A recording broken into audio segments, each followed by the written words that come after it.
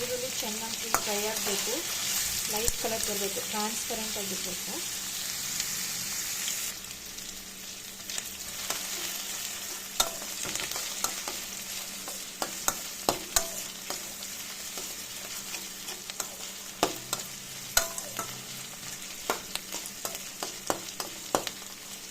ಈರುಳ್ಳಿ ಒಂಚೂರು ಟ್ರಾನ್ಸ್ಪರೆಂಟ್ ಆದಮೇಲೆ ಆಮೇಲೆ ಟೊಮೆಟೊ ಹಾಕೋಣ.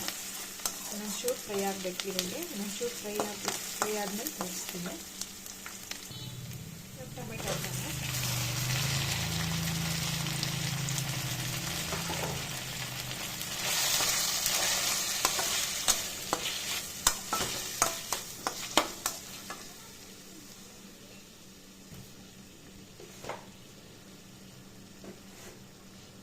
ಟೊಮೆಟೊ ಸ್ವಲ್ಪ ಸಾಫ್ಟ್ ಆಗಲಿ ಅಂತ ಸ್ವಲ್ಪ ಉಪ್ಪು ಹಾಕ್ತಾ ಇದ್ದೀನಿ.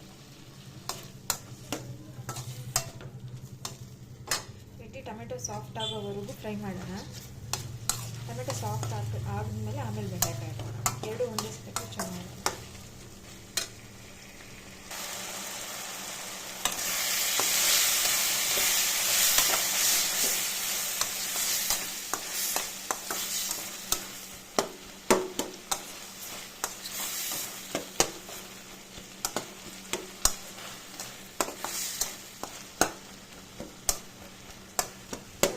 ಸಾಫ್ಟ್ ಆಗುತ್ತೆ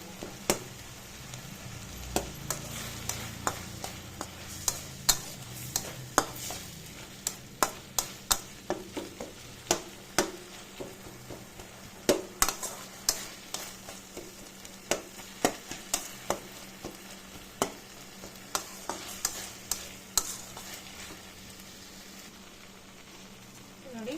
ಟೊಮೆಟೊ ಎಷ್ಟು ಚೆನ್ನಾಗಿ ಸಾಫ್ಟ್ ಆಗಿದೆ. ಪ್ರೆಸ್ ಮಾಡೋಷ್ಟು ಪೇಸ್ಟ್ ಹಾಕಬೇಕು. ಸಾಫ್ಟ್ ಆದಮೇಲೆ ತೊಳೆದು ಒರೆಸಿ ಫ್ರೈ ಮಾಡ್ಕೊಂಡಿರೋ ಬೆಂಡೆಕಾಯಿನ ಹಾಕ್ಬೇಕು.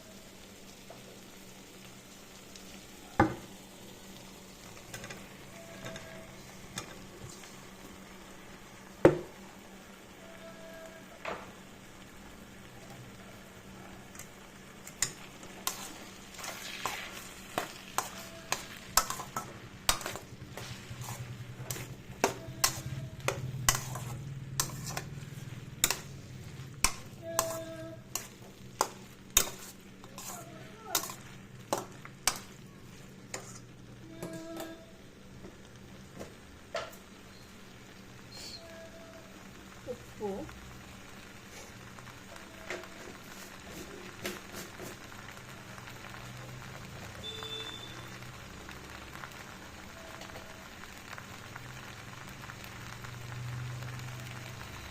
ಮೆಣಸಿನ ಪುಡಿ,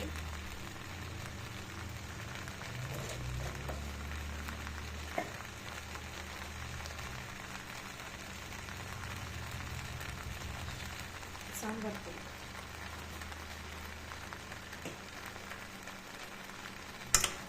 ಎಲ್ಲ ನೀಟಾಗಿ ಮಿಕ್ಸ್ ಮಾಡ್ಕೊಂಡು ನೀರು ಹಾಕೋಕ್ಕೆ ಮುಂಚೆ ಇದೆಲ್ಲ ಹಾಕಿದ್ರೆ ಅಳತೆ ಗೊತ್ತಾಗುತ್ತೆ.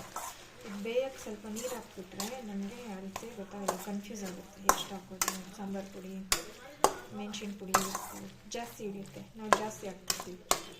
ಈ ಥರ ಇರೋದು ಫಸ್ಟೇ ಹಾಕ್ಕೊಂಡು ನಾವು ನೀರು ಹಾಕ್ಕೊಂಡ್ರೆ ಕರೆಕ್ಟಾಗಿರುತ್ತೆ. ಒಂದು ಸ್ವಲ್ಪ ನೀರು ಹಾಕ್ಬಿಟ್ಟು ಸ್ವಲ್ಪ ಬೇಯಿಸ. ಬೆಂಡೆಕಾಯಿ ಫ್ರೈ ಆಗಿದೆಯಲ್ಲ ಆಲ್ರೆಡಿ, ಅದೇನು ತುಂಬ ಹೊತ್ತಿದೆಯಲ್ಲ, ಬೇಯಕ್ಕೆ ಸ್ವಲ್ಪ ಬೇಯಿಸಿದ್ರೆ ಸಾಕು.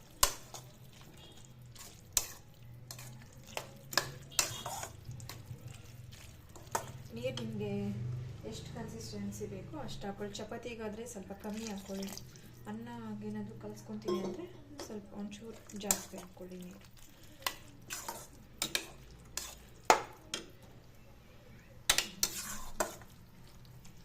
ಬೆಂದ ಮೇಲೆ ಹೆಂಗಿರುತ್ತೆ ತೋರಿಸ್ತೀನಿ.